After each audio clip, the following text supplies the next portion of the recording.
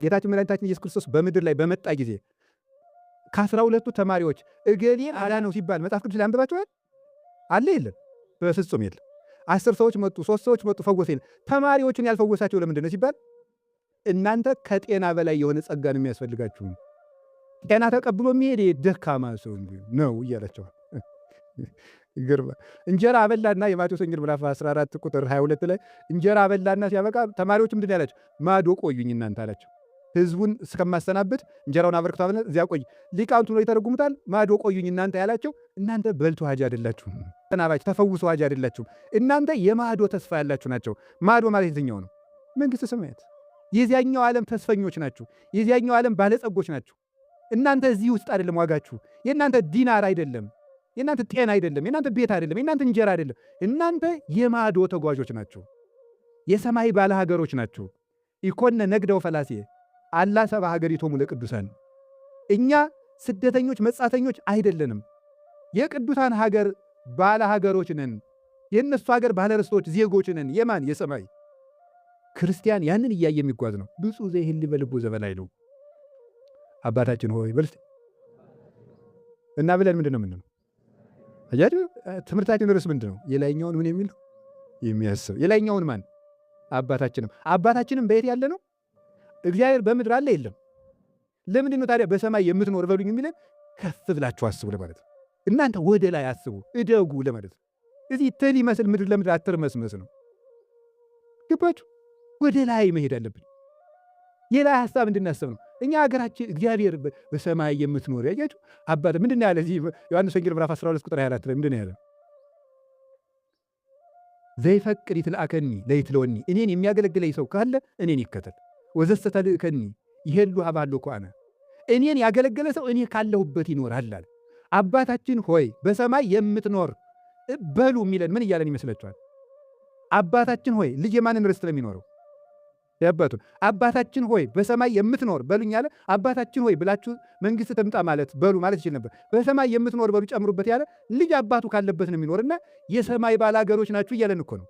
የሰማይ ባለርስቱ በሰማይ የምትኖር አባታችን ሆይ በሰማይ የምትኖር አገራችሁንም እያሰባችሁ ጸልዩ ነው። አገራችን ደግሞ ሰማይ ነው። ይሄን እያሰባችሁ እንጸልዩ ነው። እንደዚህ መንደርተኞች አትሁኑ። የእግዚአብሔር ቤተሰቦች ከልቤ ነው የምናገር። ሰውን አትጥሉ። ሰውን በሰውነቱ እንተቸዋለን፣ እናስተካክለዋለን፣ እንመክረዋለን። ሰውን ግን በዘሩ ግን ልንተቸው አይገባም። እኛ የሰማይ ዘሮች ነን እና የሰማይ ዜግነታችሁን በደንብ አትርሱት። ከቃሉ ጋር ናችሁ? ከቃሉ ጋር ናችሁ? ሰሞኑን አሁን ቪዛ መጥቶ ነበር አይደል? ባህር ዳር ሰው በሰልፍ ነው። እንዲያውም ሲመዘገብ እግሩን የተሰበረ ሰውም ሳይኖር አይቀርም። ጠቅጥቆት ማለት ወረፋው ሲጠቀጥቀው ማለት ያልሞላ የለም ቪዛ ሲበልቡ በሉ የላይኛውን የሚያስብ ሰው በሉ እንጂ አሜሪካ መሄድ የሚያስደስተውትን ያህል መንግስት ሰማይ ደስ ብሎ ትጫወቃል። እንዴት አድርጎ ደስ እንዳለ የሚለው ሰው ማለት በስመ አብ ወወልድ ወመንፈስ ቅዱስ እንዴት ዋጋ እንደሚከፍል በጣሊያን አድርጎ በኬንያ ጣሊያን መጥሮ ወድ ነው በኬንያ አድርጎ በግብፅ አድርጎ በምን አድርጎ ቤተሰቡን አስበድሮ 2 ሚሊዮን ምናምን በአሜሪካ ለመሄድ በሜክሲኮ 1 ነጥብ ምናምን ከፍሎ ሜክሲኮ ሄዶ ደግሞ አይ በኢትዮጵያ ውስጥ የፖለቲካ ችግር አለብኝ ብሎ መከራውን አይቶ ለዚህ ዜግነት እኮ ነው። አንድ እንደ ትራምፕ ያለ ሰው ሲመጣ መልሶ ውጣ ለሚልህ ነገር ማለት ነው። መልሶ ውጣ የሚል አንድ ሰው እኮ ነው። የዚህ ሀገር የዚህ ምድር ዜግነት እኮ እንደ ሰዎች ደግነት እኮ ነው። በህግ ቢፈቀድልህ በህግ ያስወጣል። አሜሪካም እኮ አይታወቅም። አንድ ቀን ሰብስባ ውጣልኝ እዚህ አፍሪካው የሆንኩ ነው ልትል ትችል ይሆነ። የሰማዩ ነው ጎበዝ የሚያወጣል። የላይኛውን ግን የሚነካብን የለም። ፖለቲከኛ አይቀየር ሲጀመር ፖለቲካ የለ። ተመስገን። እውነት ፖለቲካ ቢኖር በሰማይ እንዴት ልንሆን ኖሯል? እንዴ ፖለቲካ የለ፣ ፓርቲ የለ፣ ፓርላማ የለ፣ ምናምን የለ፣ የፖለቲካ ማኒፌስቶ የለ፣ ምርጫ ቅስቀሳ የለ፣ አሽሙር የለ፣ ነገር የለ፣ አክቲቪስት የለ። በሰማይ ሰላም ብቻ፣ አድሎ የሌለበት ዳኝነት ያለ ወደ እግዚአብሔር። ያንን የሚያስብ ሰው ንዑድ ክቡር ነው። መቼ መከራ ውስጡ ነው። እስቲ መከራ ውስጡ ነው በሉ። አቤት በዚህ ሰዓት አሁን በጣም ብዙ ሰው የሚቸገረው ይሄ ነው። ሕፃናት እየሞቱ እግዚአብሔር የት ሄዶ ነው? ነፍሰ ጡሮች እየታረዱ እግዚአብሔር የት ሄዶ ነው የሚል ፈተና ይመጣባቸዋል። ግን እግዚአብሔር እሱ የሚያውቀውን ያውቃል ማለት ነው። ሕፃናትንም በጊዜ የሚሸክፋቸው እንደውም ጥሩጥሮችን ነው ማለት ነው። አትክልት በሁለት ምክንያት ይነቀላል። እውነት ሐሰት? በምንና በምን? እንዲያፈራና ሳያፈራ ሲቀር አይደል? እንዲያፈራ ለምሳሌ ችግኝ አለ አይደል? አንድ ላይ የተሰበሰበው ነው እንነቅለዋለን። ለምን? ይህ ተሰብስቦ ስለማያፈራ የሚያፈራበት ቦታ ራሱን አስችልን ለመትከል ማለት ነው። ስለዚህ እግዚአብሔር ሰው የእግዚአብሔር አትክልት ነው አይደለም? ስለዚህ ሕፃናትንም ደጋጎቹን ወስዶ መንግሥተ ሰማያን ለመትከል ይነቅላቸዋል። ለመትከል አትክልቶቹ ናቸው። የማያፈራውንም ደግሞ ይነቅለዋል። እግዚአብሔር ስራው ሁሉ መልካም ነው። የሰማዩን ሐሳባችሁን ሰማያዊ ያድርጉት። እኔ እውነቴን ነው። ስትማሩ አሁን እዚህ ተማሪዎችም አላቸው፣ ዩኒቨርሲቲ ተማሪዎች። የላይኛውን የሚያስሰው ምንድን ነው ርዕሳችን? አቤት ብፁዕ ነው። ስትማሩ አሁን የላይኛውንም ጭምር እየተማራችሁ ተማሩ ነው። የላይኛውንም ጭምር በጣም እኮ አስቸጋሪ ነው። በምንድን ላይ በመንገድ ላይ ይወደቃል የሚላለ እዚያ ማቴዎስ 13 ላይ በምን ላይ አቤት። እና የመንገድ የሚባለው እኔ ሳስበው ዩኒቨርሲቲ የተመረቀ ሰው ነው ሳስበው። ምንድን ነው መሰላችሁ? መንገድ ማለት በብዙ እግር የተረገጠ መሬት ነው አይደል? በብዙ እግር የተረገጠ ነው። እና በቀላል ይቆፈራል አይቆፈርም? እና ብዙ አይዲዮሎጂ የረገጠው ሰው በቀላል አይቆፈርም ማለት ነው። በጣም ብዙ የረገጠው ማለት ዳርዊን ሲረግጥህ፣ አርስቶትል ሲረግጥህ፣ ሶቅራጥስ ሲረግጥህ፣ ላማርክ ሲረግጥህ፣ አልበርት አይንስታይን ሲረግጥህ፣ እንትና ማነው የሚባለው ደግሞ ጅሉ እብዱ ሳይንቲስት ማን ነው? አንድ አለ በጣም ጅል ኦሾም ጥሩ፣ እሱም ሲረግጥህ፣ ደግሞ ሌላም አለ አንድ ይሁን ትዝ ላይ ይነግራቸዋል። ያ ሲረግጠው መንገዱ ነው አለ። ይህን በምን መዶሻ እንቆፍ? ሰው እኮ ዲግሪ ከያዘ በኋላ አልሰማም የሚል ለዚህ ነው። መንገዱ ነው አለ። አያችሁ፣ ተረግጦ ተጠቅጥቆ በቃ በምን ያስገባ? በድንቁርና ማለት ነው። አደገኛ ነገር እኮ ነው። እውነቴን ነው እነግራቸው። ብዙ ግር ረግጧቸዋል። አየህ፣ ምንም እኮ አንድ መድኃኒት የማትፈልስፍበትን ኬሚስትሪ ሸምድደህ አንድ የራስ ምታት አላመጣችሁም እስከዚያ ድረስ ምናምን ጠብ ያላለ ነገር ሂሳብ ሎግ ነው ምናምን ሸምድደህ ለኢትዮጵያ ሕዝብ ቆጠራ እንኳን የማይጠቅም ኦርቶዶክሳውያን እንኳን መቁጠር ያልቻልንበት መከራ ያን ሁሉ ተጠቅጥቀ ኋላ ምን ይብሳ? ትምህርት አይሰማ ምንድን ነው የሚለው እያልክ ዘመንን ትፈጃለህ ማለት ነው። አጉል ኩራት ማለት ነው። የድፍድፍ ኩራቱ ውሃ እስኪገባው ነው። በቃ ድፍድፍ የጠላ ድፍድፍ ኮርቶ እንዲልና ውሃ ሲገባው ተበጥብጦ ቁጭ ነው። እና የድፍድፍ ኩራት ነው የምትኮሩት እናንተ። እውነቴን ነው። ስለዚህ የላይኛውን አብራችሁ ካላስሄዳችሁት ኋላ የማይበሳ ጭንቅላት ነው የምትይዙት። የማይበሳ ጭንቅላት ተነግራችሁ ማሰሙ ትሆናላችሁ ነው። አሁን ሰው ለሚስቱ ተነግሮ አይሰማ፣ ለባሏ ተነግራ አትሰማ። ለምን? ብዙ ግር ረግጦታል፣ አይሰማም። ራሱን ብቻ ነው የሚሰማው። እኔ ብዬሻለሁ፣ እኔ ብዬሃለሁ በቃ የሚል ነው። አፍ እንጂ ጆሮ የሌለው ትውልድ ነው የመጣብን። እግዚአብሔር ሲፈጥረን ስንት ጆሮ ነው የሰጠን? ስንት አፍ? ጥቂት ተናግረ ብዙ ስማ እኮ ነው ቋንቋው ግባ። አሁን ደግሞ እየተደረገ ያለው ብዙ ይለፈልፋል፣ ምንም አይሰማም። መለፍለፍ ብቻ ነው። ተፈጥሯችን እኮ ራሱ እየተቃወምን እኮ ነው። ሰው አይደለንም ማለት ነው። ሰው ማለት የሰማዩንና የነፍሱን መጥኖ የሚወስድ ነው። በምድር ላይ ውስጥ ቆላተ በካይ በምድር ላይ እያለቀሰ እየወጣ እየወረደ እየቆፈረ የተቸገረ ደግሞ የሰማዩን የማይረሳ ሲሞላልኝም ብሎ ሲሞላለት የሚያስባለሁ። ስመረቅ አስበዋለሁ፣ ቤት ስሰራ አስበዋለሁ፣ መኪና ስገዛ አስበዋለሁ፣ እንዲሁ እችን አገር ልልቀቅ እንጂ አስበዋለሁ፣ እዚችን አገር ልውጣ እንጂ አስበዋለሁ የሚባል ነገር የለም። ውስተ ቆላተ በካይ ሆነ ነው። በችግር ውስጥ ሆነ ከነ ችግርህ ፈጣሪን አስብ ነው። ከነ ድህነትህ ሲሻለ ይጸልይ ያለው የሚባል ነገር የለም። ከነ ህመምህ ነው ፈጣሪን ማሰብ ያለብህ። ከነ ማጣትህ ከነ ራብህ ነው። አላችሁ ወገኖች? የሰማዩን ስንት አይን አላችሁ? ሰው እንዴት ሆኖ የተፈጠረ? ቀና ብሎ በሉ። ሰው ተጎንብሶ አልተፈጠረ፣ ቀና ብሎ ነው። ቀና ብሎ ነው የተፈጠረ። ቀና ብሎ የተፈጠረበት ምክንያት እኮ የሰማዩንም የሚያይበት ሰማያዊ ነኝ ለማለት ነው። ሐልዩ ዘበሰማይ ወአኮ ዘበምድር ቆላስይስ ምዕራፍ 3 ቁጥር 1 ላይ ሀበ ሀሎ ለጓለ እመሕያው ይነብር በየማናብሁ ዘበሰማያት። የሰው ልጅ ኢየሱስ ክርስቶስ በአባቱ ቀኝ ያለበትን ያንን ሰማይ አስቡት ነው ያለ ቅዱስ ጳውሎስ። የሰው ልጅ ክርስቶስ ያለበትን የሰማዩን አስቡት። ያን እያስባችሁ ነው። ተስፋህን ሰማያዊ አድርገው፣ ሐሳብህን ሰማያዊ አድርግ። ለሰማይ ቤትህ በየቀኑ አስብ። በየቀኑ ማታም ቀንም፣ ጠዋትም አሳይመንት፣ ማታም አሳይመንት፣ ቀንም አሳይመንት። የሰማዩ መቼ ሊታሰብ ነው? አብረህ አስብ። ጠዋትም ንግድ፣ ማታም ንግድ፣ ነገም ንግድ። እስቲ ተፍተፍ ብዬ ወደ እግዚአብሔር ተፍተፍ እያልክ አንተ ተፍትፎ ነው የሚቀረው። ተፍተፍ ልበልና አንድኛዬን ወደ እግዚአብሔር ዞራለሁ የሚባል ነገር የለም ጎበዝ። አብረህ ለነፍስህም ተፍተፍ በል አብረህ። እውነቴን ነው። የህንድ እናቶች አንድ እፍኝ ጥሬ ለልጆቻቸው ሲቀቅሉ አንድ እፍኝ ጥሬ ለቤተክርስቲያን ይሰጣሉ፣ ያኖራሉ። እንደ አቡነ መባጽዮን እንጀራ ሲበሉ ክፍለ መድኃኔዓለም ብለው ያኖራሉ። የመድኃኔዓለም ድርሻ ብለው ነው። የመድኃኒዓለም ድርሻ ብለው ያስቀምጣሉ። እንጀራ ሲቀርብላቸው የመድኃኒዓለም ድርሻ ምንም ይሁን ዕቃ ያስቀምጣሉ። መድኃኒዓለም ደግሞ በዕለቱ እንግዳ ይልክላቸዋል፣ ያችን የሚበላ ማለት ነው። ስለዚህ እስቲ ክፍለ መድኃኒዓለም በሉ። ትርጉሙ ምንድን ነው? የመድኃኒዓለም ድርሻ በሉ። ድገሙን። የማን ድርሻ? ድገሙ። የመድኃኒዓለም ድርሻ በሉ። ስለዚህ ከምንበለው የማን ድርሻ? ከእንቅልፋችንም ማን ማግኘት አለበት? የመድኃኒዓለም ድርሻ መኖር አለበት።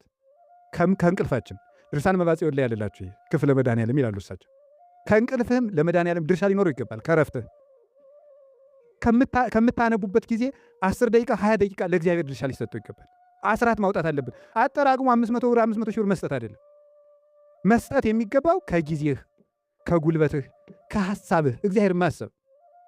ስትተኛ እግዚአብሔር የሚል ሐሳብ እንኳን ማሰብ እና የሰማዩን አስቡ አላችሁ።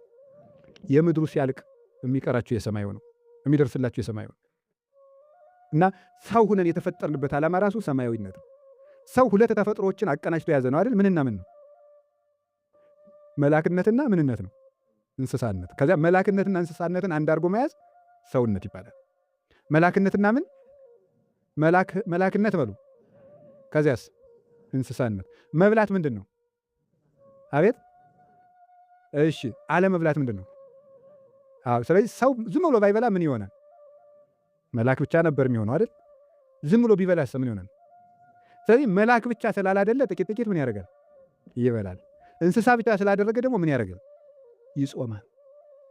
ስለዚህ ሰው መላካዊ ጠባዩና እንስሳዊ ጠባዩን ጠብቆ መሄዳል። ሰውነት ማለት መላካዊነትና እንስሳዊነት ማለት ሁለቱን አዋህዶ መያዝ፣ የእነዚህ ቅንጅት ሰውነት ይባላል። መላክነት ብቻ ዝም ብሎ አለመብላት ነው። እንስሳነት ብቻ ዝም ብሎ መብላት ነው። ሰውነት ግን መብላትም አለመብላትም ነው። ለእንስሳዊ ስጋ ትበላለህ፣ ለመላካዊ ስጋ ለመላካዊ አካልህ ትጾማለህ። ለእንስሳዊ አካልህ ትማርለታለህ፣ ዘመኑ ትማራለህ። ባዮሎጂውን፣ ሳይኮሎጂውን፣ ጂኦግራፊውን ሁሉን ትማራለህ። ሂሳቡን ምኑን ትማራለህ፣ ቋንቋውን ትማራለህ። ለመንፈሳዊ ደግሞ ለመላካዊ ተፈጥሮ መጽሐፍ ቅዱስ ትማራለህ፣ ታነባለህ። ለዚያኛው እንደምታጠና ለዚህ ማጥና፣ እኩል አጥኑ። ደቂቃ የጥናት ጊዜ ስታወጡ ለነፍሳችሁ ማውጣት አለባችሁ። ምክንያቱም ሰው ነህ ነው። ሰው ስለሆንክ ለሰውነት ማቀድ አለብህ ነው። አጠቃላይ ስትማሩት የምትኖሩት ትምህርት የመብል ትምህርት ነው። ሌላ ምን አለ? ምናምን ፒኤችዲ እኩል ይሆናል መብል ነው። ሌላ ምን አለ? ሌላ ምን? አንድ ባለሙያ ባለፈው ሲነግረኝ ነበር። በዓለም ላይ ከሚመረተው ምርት ሁሉ ለምግብ የሚውለው 10% ብቻ ነው። አይገርማችሁ? በዓለም ላይ ከሚደከመው ድክም 10% ለምግብ ይሆናል። ሌላው ለኮስሞቲክስ እና ለጦር መሳሪያ ምርት ነው የሚውለው ማለት ነው። መክሰር አይደለም። ለፍተህ በልተህ ትሞታለህ። ሌላ ምን ታደርጋለህ? በላ የምናምን ምርምር አላፊ ምርምር አላፊ ምን እንደምትሆነው በልተህ ትሞታለህ። በቃ የሰማዩን አስብ ጓዴ፣ ያ ነው የሚጠቅም። የሰማዩን ጭምር እያሰባችሁ ተማሩ። መማሩ ባልጎዳ ግን ነፍስን ትቶ መማር ግን ትክክል አይደለም። ነፍስን ትቶ መማር፣ ነፍስን ትቶ ማጥናት፣ ነፍስን ትቶ ማደግ፣ ነፍስን ትቶ መሾም፣ ነፍስን ትቶ ሀብታም መሆን ባልጎዳ፣ ነፍስን ትቶ ሀብታም መሆን ግን ይጎዳል። ነፍስን ትቶ መሆን እኩል ነው። አብረህ መሄድ ያለብህ አላችሁ፣ ዘመዶቼ አላችሁ። ስለዚህ ሁለቱ ባህሪያችሁ እንዳይጎዳ ነው። ባህሪ ኔቸሪቲያችሁ እንዳይጎዳ። ነው ይሄ የቆመው ነገራችሁ ይጎዳል። ሰው ሁለት ኮምፖነንት ነው ያለው ነው፣ ስጋና ምንድን ነው ነፍስ አለው። ስለዚህ ስጋህን ስትጠቅም ነፍስን አትጉዳት ነው። ሰው እንድትሆን የሰማዩን የሚያስብ ሰው ለምድሩ እንደሚቆፍርለት ለሰማዩ የሚቆፍር፣ ለምድሩ እንደሚለፋለት የሚለፋ፣ ለምድሩ እንደሚማርለት ለሰማዩ የሚማርለት፣ ለምድሩ እንደሚነግድለት ለነፍሱ የሚነግድለት እሱ ሰው ንዑድ ክቡር ነው። እንዲህ ያደረገ ሰው ምን ይሆናል? እግዚአብሔር ቤት ይኖራል። እስመ መምህረ ቢሁ በረከተ። እንዲህ ላለ ሰው እግዚአብሔር የሕግ መምህር ይሾምለታል። ሕግ የሚያከብር ዳኛ ይሾምለታል። እንደ ዘሩባቤል ከድል ወደ ድል የሚሸጋገር ከባቢሎን ወደ ኢየሩሳሌም የሚያወጣ ወይም የሕግ መምህር ክርስቶስ ለሱ መምህር ይሆነዋል። የሆነና ከመከራ ያወጣዋል፣ ከሲኦል ያወጣዋል፣ ከስጋ ያወጣዋል፣ ከአጋንንት ያወጣዋል። ወይ ሐውርም ኃይል ውስጥ ኃይል፣ ስጋውን ከማሸነፍ ነፍሱን ወደ ማሸነፍ፣ አጋንንትን ድል ከመንሳት የመላእክት ባልንጀራ ወደ መሆን ከፍ ይላል። ወያስተርኢ አምላክ አማልክት በጽዮን ምድራዊት የተገለጠ የአማልክት አምላክ ኢየሱስ ክርስቶስ በስጋ ማርያም ተገልጦ ይህንን ሰው ከፍ ያደርገዋል። እንደዚህ ያደረገውን ደግሞ እግዚኦ አምላክ ኃያላን ስማኒ ጸሎቴ፣ እንደዚህ ያለውን ሰው ጸሎቱ ይሰማዋል፣ ጸሎቱን ይሰማል። ቢጠይቅ ጸሎቱ ለጻድቅ ማፍ ወስቀዝን ጥያቄውን ፈጥኖ ይመልስለታል።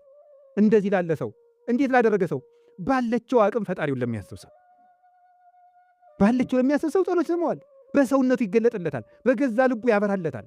እግዚአብሔር ሩቅ አምላክ አይደለም። በሰውነቱ ተገልጦ ማብራት ይጀምራል እግዚአብሔር በዚህ ሰው ላይ እንደዚህ በሚያደርግ ሰው ላይ።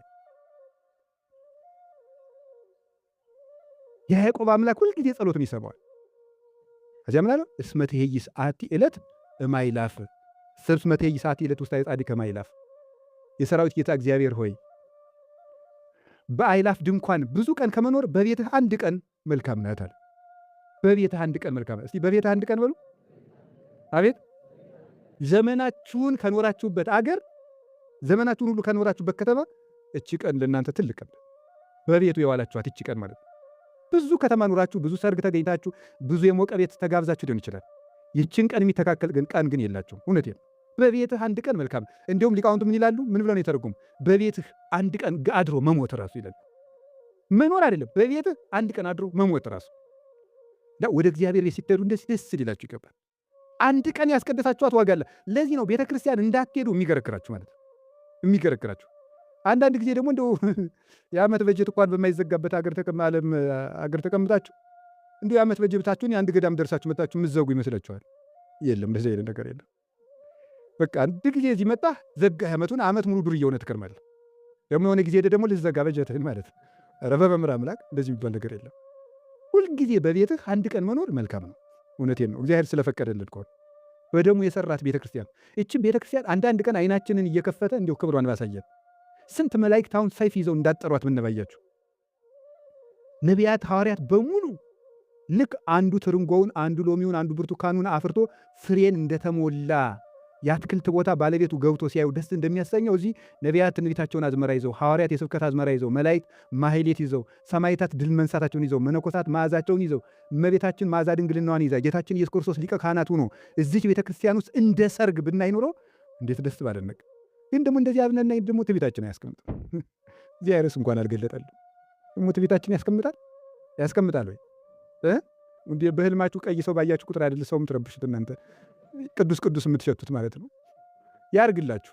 እንደው ቢጨነቀኝ እንደው ንፎግ አይደለሁ የሚያረግ ጊዜ ያር ምን አገባኝ። ይሁንላችሁ። እስቲ ደስ ይበላችሁ። አዋን ጥሩ ነው። ከቃል ጋር ናችሁ። ጥሩ ነው። መልካም ነው። ግን እንደው ተመስገን ነው። እኔ የምነግራችሁ ነገር በቤቱ መኖር እፈልጉ። አሐተ ሰአልክ ወደ እግዚአብሔር ወኪያ አስስ። በቃ እግዚአብሔርን የምለምነው አንድ ነገር ነው ያለ ቅዱስ ዳዊት። አንዲት ነገር ናት። እሷንም በቤቱ እንዲያኖረኝ። እስቲ በቤቱ እንዲያኖረኝ በሉ። በቃ እቤት ከገባችሁ ሌላው ቤት ውስጥ አለ። አንድ ሰው ቤቱ እንድትገቡ ከፈቀደላችሁ መቼስ ቤቱ አግብቶ አይዘጋችሁ ነገር። ሊያበላችሁ፣ ሊያጠጣችሁ፣ ሊያስተናግዳችሁ ነው።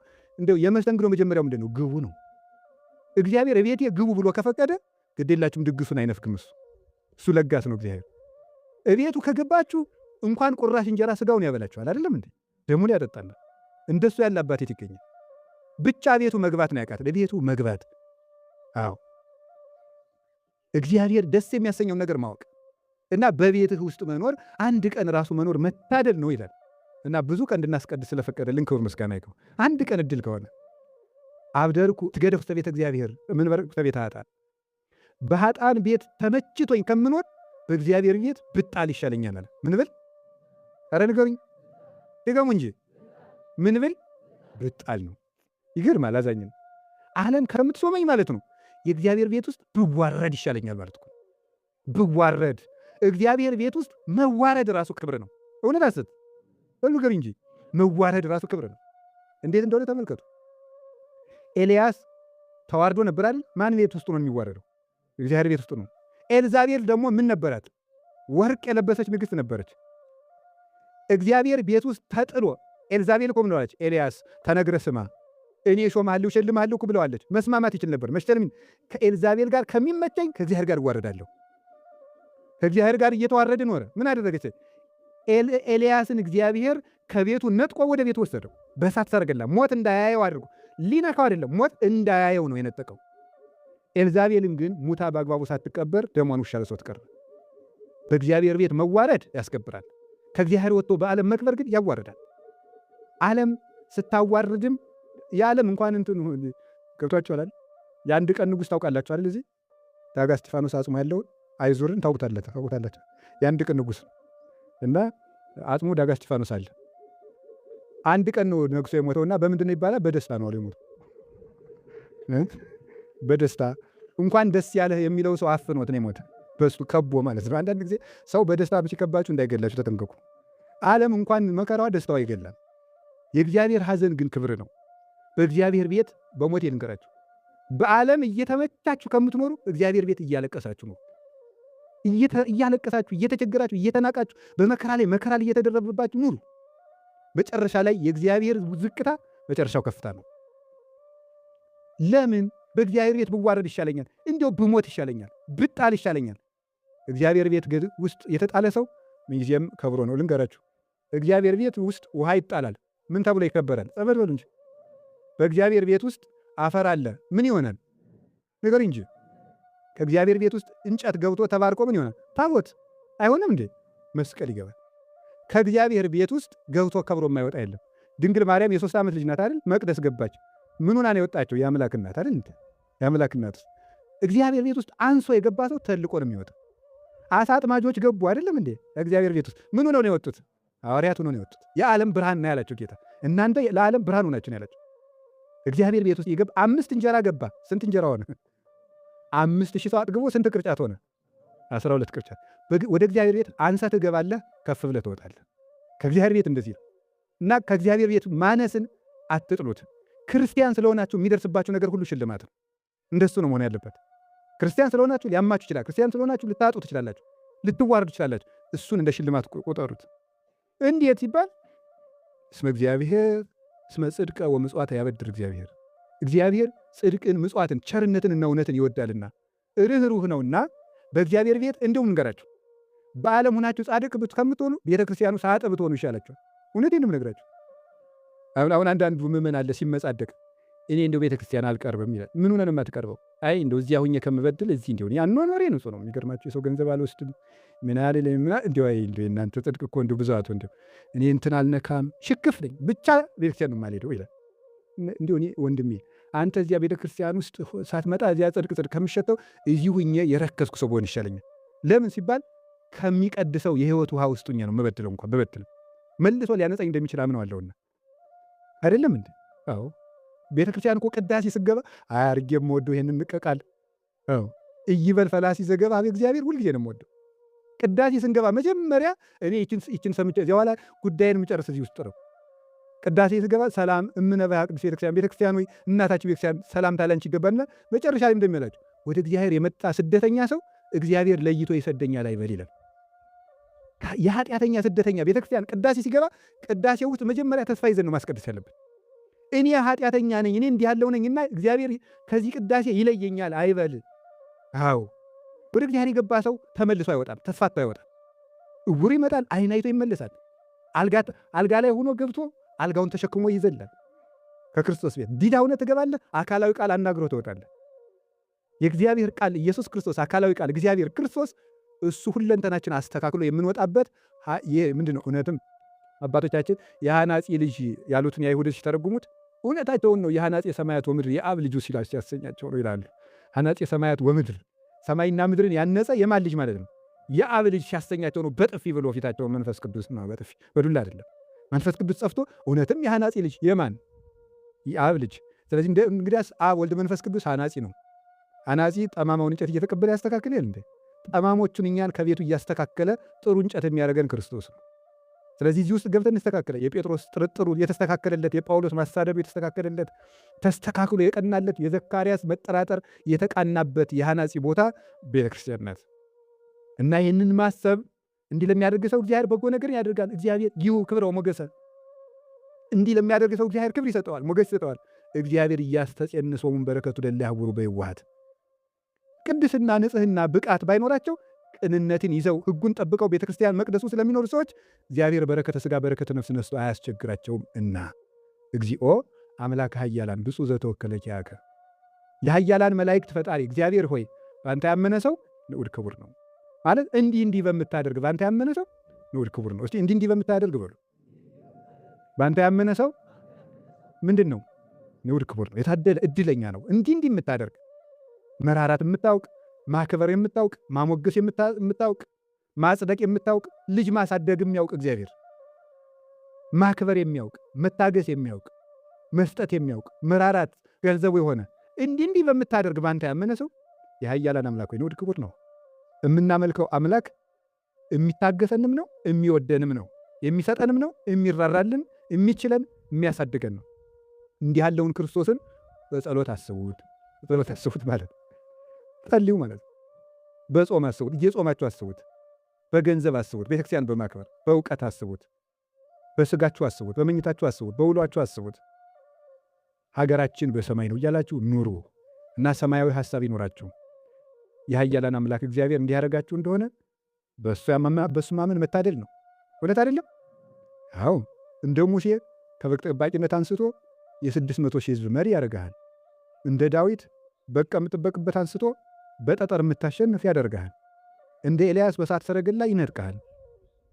እንደ ኤልሳ በጨው መራራ እንድታጣፍጥ ያደርግሃል። እንደ ዕዝራ ጾመህ እውቀት ይገልጽልሃል። እንደ ጴጥሮስ አሳ ታጠምድ የነበረውን ሰው አጥማጅ ያደርግሃል። የወንጌል ገበሬ ያደርግሃል። እንደ ጳውሎስ አሳዳጅ ከነበርክ መልሶ ዝኳ ዘትካት ይሰድድ ወይዜ ይሰብክ፣ ትናንት የምታሳድደው ነገ ለወንጌል የምትሞት ያደርግሃል። ደም እየፈሰሳት መጣ፣ ደሞ አድርቆላት ትመለሳለች ወደ ክርስቶስ። ሰው የተራበ ሆዱን ይዞ መጥቶ በ5 እንጀራ ጠግቦ ይመለሳል ወደ ክርስቶስ። የአራት ቀን ሬሳ ድምፁን የሰማ እንደሆነ መቃብር ፈንቅሎ ይነሳል። እንዲህ በምታደርግ ክርስቶስ ሆይ የኃያላን አምላክ የሰራዊት ጌታ ክርስቶስ ሆይ እንዲህ በምታደርግ ባንተ የሚያመልኩ ክርስቲያኖች ንዑዳን ክቡራን ናቸው። ለእኛ ክርስትና ክብራችን፣ ሞገሳችን፣ ጌጣችን፣ እድላችንም ነው። እግዚአብሔር ክርስቲያን ስላደረገን ክብር ምስጋና ይግባው። ይቆየን። ወስብሐት ለእግዚአብሔር።